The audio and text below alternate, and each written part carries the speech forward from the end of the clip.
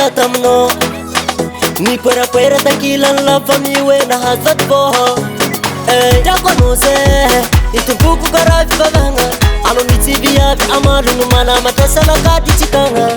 na tukitanga watano winge no zatina heka kazu charong na veneno amsona ngatima sulu timi tanga tokanga hera nise ni kita kwame no vyabi ale kuzami ala moro tsafu fona kala tsakangadi sambona ngazanowe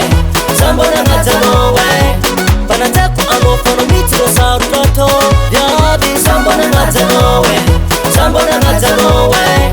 amsuno pala samuru matangane kemi baba ani baba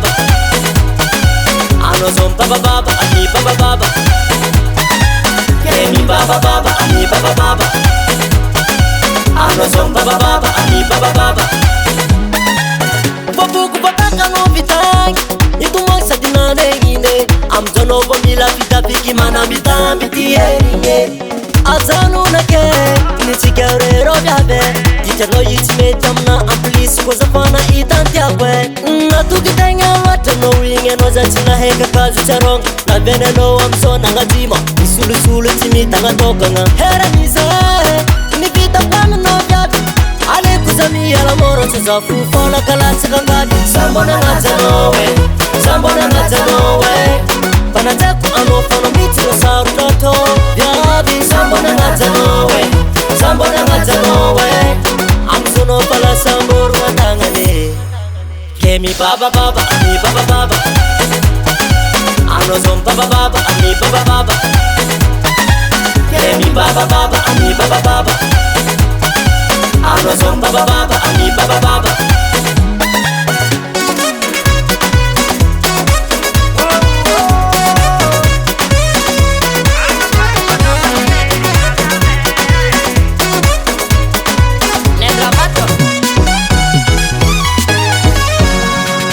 Saka kofa no foro ko bia bezinye pati wani kwe Tangala versa bine tiki mangova kone tokwe Nate biya zanya maadu ulela kucheto kuchunu Saka kofa mabawu kujobi meti mabawu kumalan Talo wazana na mitambia mitonre kinyanjarano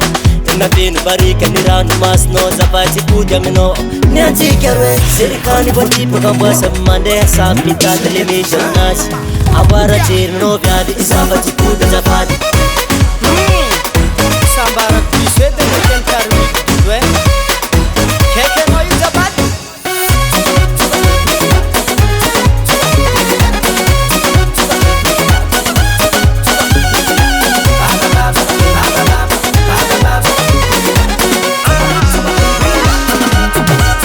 Sambona ngazanowe panataku ano fono mitiro sarutoto vyabi sambona ngazanowe amsuno pala samburu matangane kemi baba ani baba ano zom baba ani baba